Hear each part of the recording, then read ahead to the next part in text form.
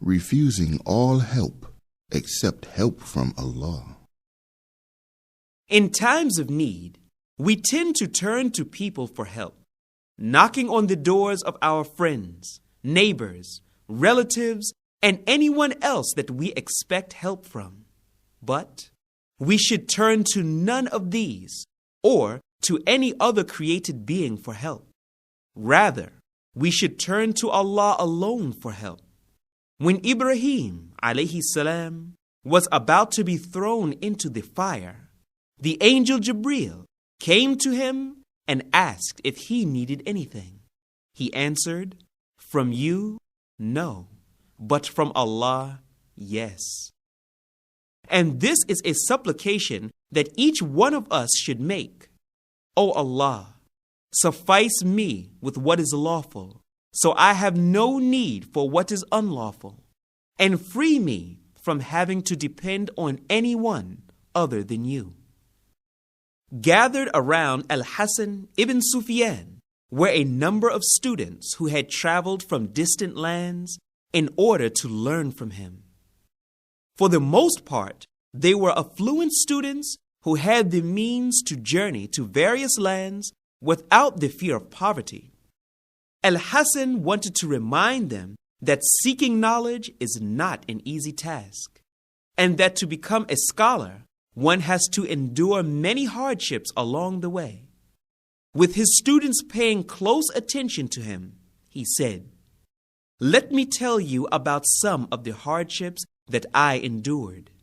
Leaving my homeland, I made my way to Egypt in the company of 7 fellow students.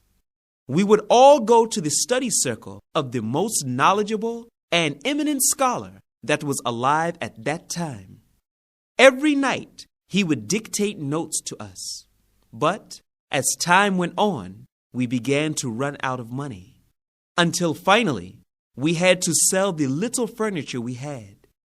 Then, when our situation became critical, we ran out of money, food, and drink. We then spent 3 long, hungry days. So malnourished and weak did we become that it became difficult for us to get up and walk about. The obvious thing to do was to go out and beg, but we were certain that we did not want to ask any human being for help. Our situation then worsened, and so at least one of us had to go out and beg for money. To choose who it was that had to go, we drew straws. Having drawn the shortest straw, I was the one who had to go.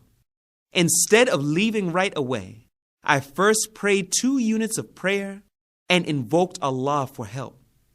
No sooner did I finish my supplications than a young man entered and said, "Who among you is Al-Hasan ibn Sufyan?" "Me," I answered. He said, "The ruler, Tulun, extends greetings of peace to you, and he apologizes for having been heedless and not coming earlier to check up on your well-being. Not being able to visit you until tomorrow, he sent me with this." He then gave each one of us 100 dinars. We, of course, did not personally know the ruler, and considering ourselves to be of little importance, we had no idea why he would give us money. We asked him to inform us about the story behind him being sent to us. He said, "As was my custom, I entered the chambers of the ruler this morning to ask him if he needed anything. The first thing I noticed when I entered was that he had his hands on his sides, and from his expression, it was clear that he was in a great deal of pain. He then asked me if I knew Al-Hasan ibn Sufyan. After I said no, he told me to come here and give each one of you 100 dinars. And then, in the following words, he explained to me why he wanted to help you. Upon falling asleep last night, I saw a rider in the sky with a spear in his hand. He descended to the door of this house and he then poked me in my waist with the bottom of his spear. He told me to go to Al-Hasan ibn Sufyan and his companions, informing me that they had been hungry for 3 days. I asked him who he was. He told me that he was Ridwan, caretaker of paradise. From the time he poked me with a spear, I have continued to feel a great deal of pain in my waist. Go quickly and give them this money, for until it reaches them, I fear that I will continue to feel this pain. Amazed by what had happened, we praised and thanked Allah. Al-Hasan said to his students, on that very night, we left Egypt, fearing that if we were to stay, news of our story would spread and we would then become famous. By the blessings and grace of Allah, each one of us ended up becoming a preeminent scholar in his own right. Here was a group of students who had all of the necessary ingredients for their supplications to be answered. They were sincere. They refused to procure sustenance through unlawful means, and they turned only to Allah for help. Thus, His help came to them in the most unexpected of ways.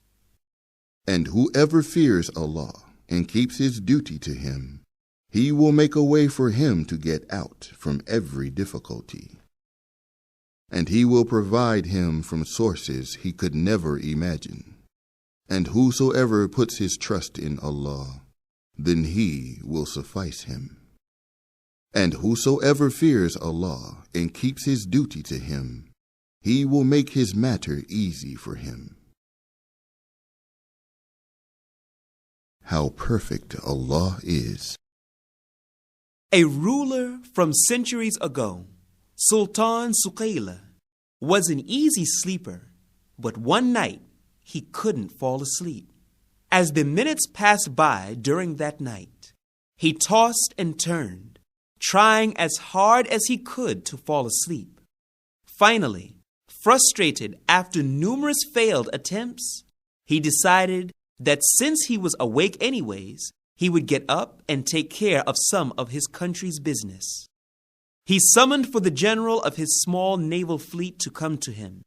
And when he came, Suqayla said, "Send one of our ships to Africa and tell the captain of the ship to bring back news of what is happening there." Still, not being able to fall asleep, Suqayla made his way to the docks later on that night. Much to his chagrin, he saw that all of his ships were still docked at the harbor. He angrily went to his general and said, "Why didn't you carry out the orders I gave you?" "In fact, I did carry out your orders," said the general. "I sent a ship and it set sail. But 1 hour after it had departed, it returned. But let us go to the captain of the ship so that he can give you a first-hand account of what happened." When they reached the captain, he began to give an account of what had taken place. "We set sail, and though we couldn't see anything because of the darkness of the night, we heard a man's voice calling out, 'O Allah! O Allah! O one who helps those who call out to you for help.' We changed course and followed the sound of his voice.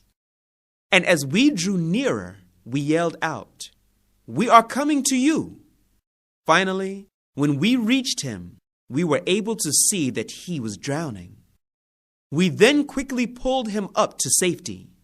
He later told us that his ship had sunk and that for more than a day he was calling out for help, until we finally came and saved him. How perfect is Allah, who made the Sultan go sleepless in his castle, so that a man could be saved from 3 kinds of darkness: the darkness of the night, the darkness of the sea, and the darkness of loneliness. How perfect Allah is indeed!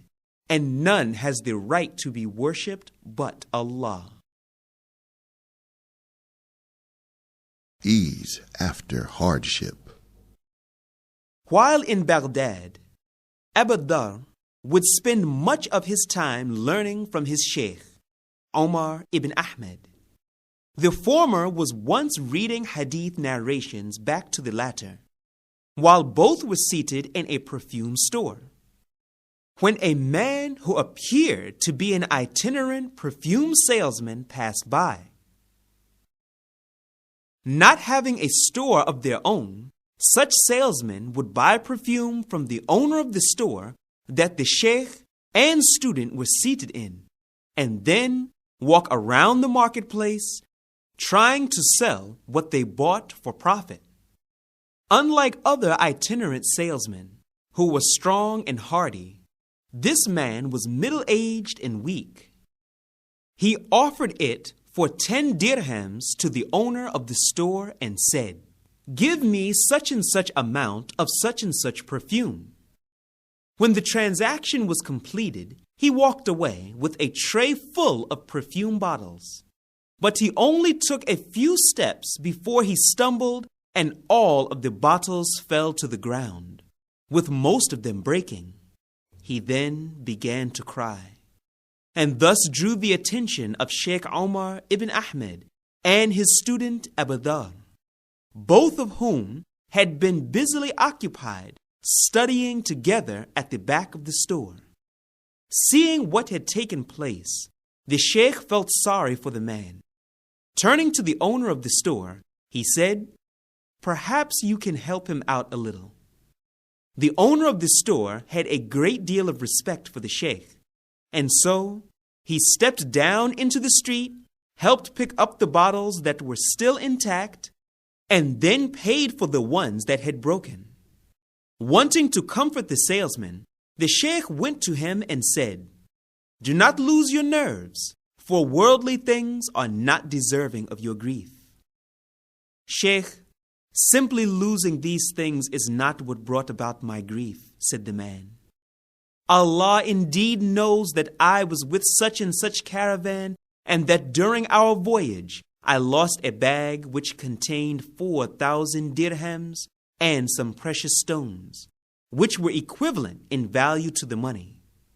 Shortly thereafter, my wife gave birth to a baby boy, and she needed money for her upkeep and for the upkeep of our child.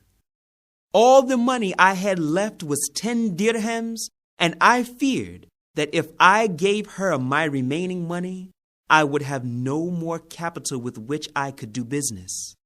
And I have become an old man who cannot easily find work.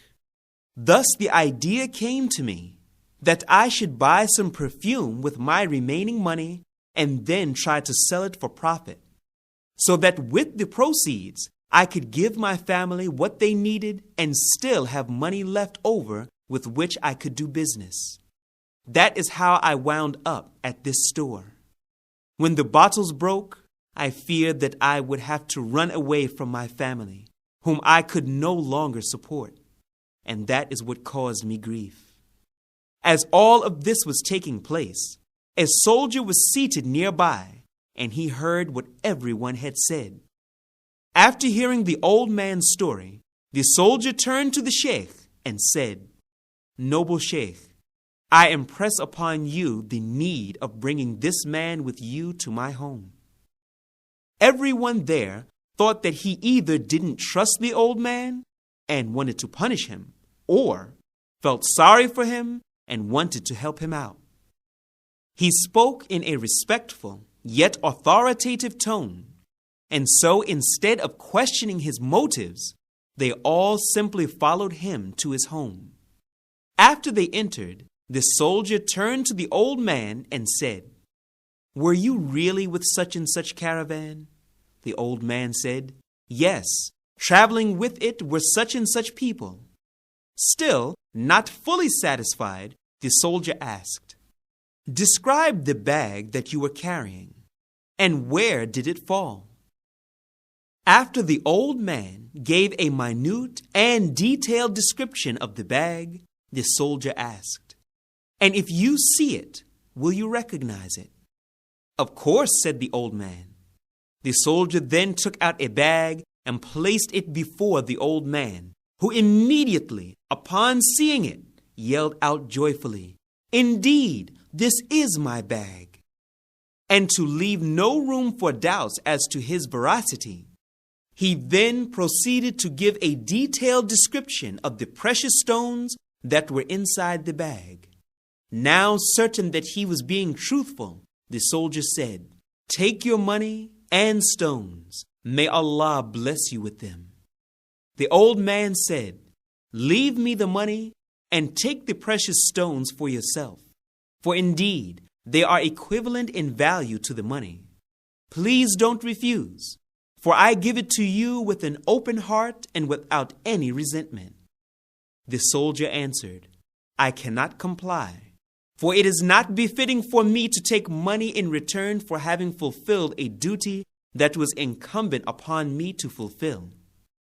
He gave everything to the old man, who then departed, leaving rich after having entered poor. How perfect indeed Allah is, who provides relief for those in need.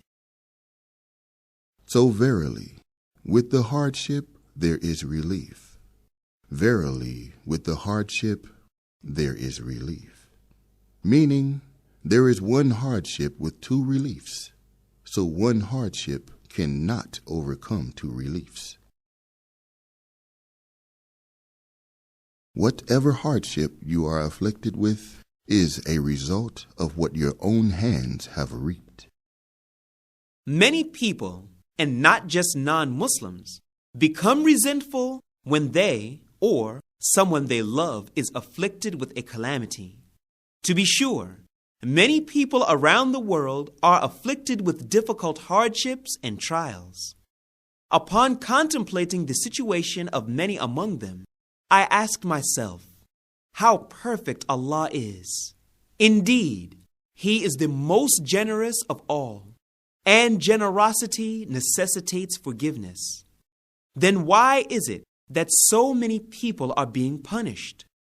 It did not take long for me to find the answer to that question, for I came to the realization that most people lead worthless lives.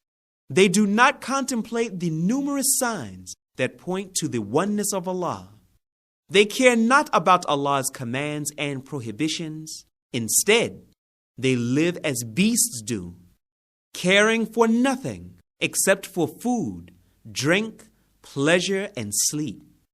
And here I am, not referring only to non-Muslims, for there are many Muslims who apply the teachings of Islam only when doing so is easy or in agreement with their desires. Otherwise, they blindly follow their lusts, caring not about how they earn their wealth, whether it is from lawful or unlawful sources. If it is easy for them to pray, they will pray. Otherwise, they will often forsake compulsory prayers. Others among them perpetrate grave sins, without afterwards feeling any remorse or guilt. Thus I came to know that for many people, the punishments, trials, and afflictions that befall them, however great they may be, are less severe than the severity of their sins. Upon suffering a calamity, one might call out, "Why did this happen to me?" Yet he forgets the many sins he perpetrated throughout his life. And in his old age, a man might suffer a great deal of humiliation, to the degree that by just looking at him, people pity him. Yet perhaps they do not know that he is being punished for not having fulfilled Allah's rights during his youth. So whenever you see one who is being punished, know that it is because of his sins. What is the matter with you when a single disaster smites you? Although you smote your enemies with one twice as great, you say, "From where does this come to us?" Say to them, It is from yourselves because of your evil deeds, and Allah has power over all things. And this brings us to the point. The good life is achieved through the performance of good deeds. Whoever wants the good life, sufficient provision, peace of mind, health, etc., should strive to do good deeds, performing them only for Allah. Allah subhanahu wa ta'ala said, If they, non-Muslims, had believed in Allah and went on the right way, meaning Islam, we should surely have bestowed on them water, meaning rain, in abundance. In a Qudsi hadith, the Prophet ﷺ related that Allah said, Had my slaves obeyed me, I would have provided them with rain during the night, caused the sun to rise upon them during the day, and I would not have made them listen to the sound of thunder. Abu Sulaiman ad-Darani, one of the most eminent of scholars during his time, said, Whoever makes pure his intentions and deeds, then his life is made pure and good for him. Whoever does the opposite, then his life is made bitter and spoiled for him. Whoever does good deeds in the night is provided for during the day, and whoever does good deeds during the day is provided for during the night. It is related about a sheikh that he would go from one gathering to another, stopping at each gathering only to make this announcement: Whomsoever it pleases to remain in a state of safety, health, and prosperity, then let him fear Allah. Al-Fudayl ibn Iyad, a well-known scholar of the 1st century, said, Whenever I disobey Allah, I perceive the effects of that sin in the treatment I receive from my riding animal and my female servant. Whenever you are going through a difficult situation in life, try to remember some blessing for which you were not thankful, or some sin from which you have not repented. Allah subhanahu wa ta'ala said, Verily, Allah will not change the good condition of a people, as long as they do not change their state of goodness themselves. None has the right to be worshipped but you, O Allah. Glorified and exalted be you. Truly, I have been of the wrongdoers. So we answered his call and delivered him from the distress, and thus we do deliver the believers.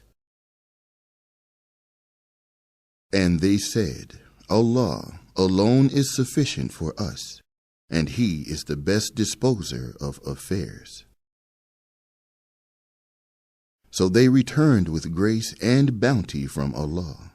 No harm touched them.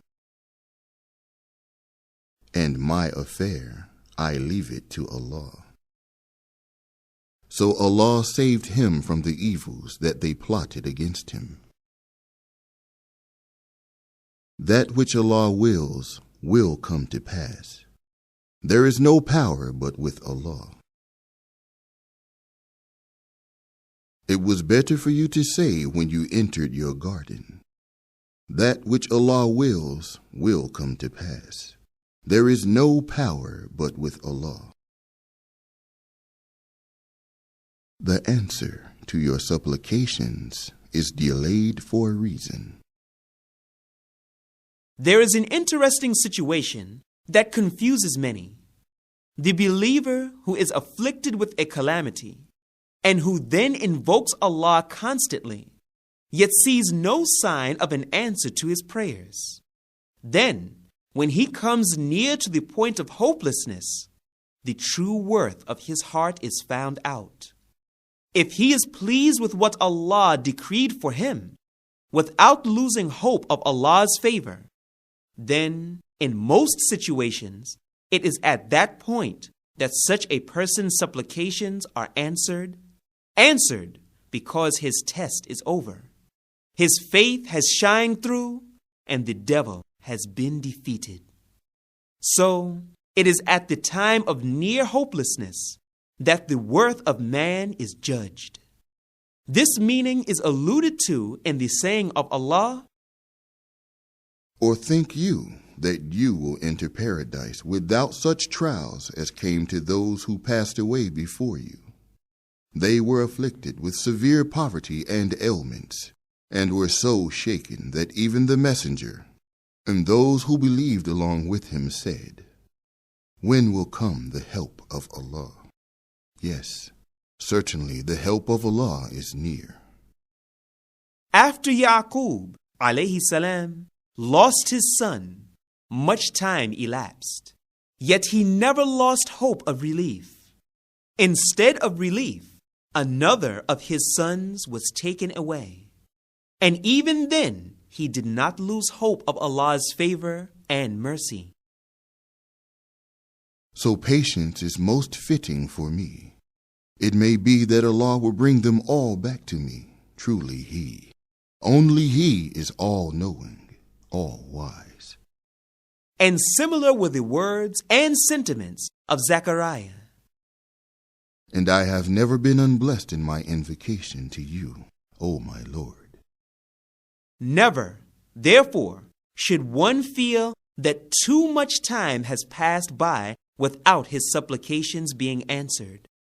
One should realize that whenever one is tested with hardship, one's mettle and faith are being tested.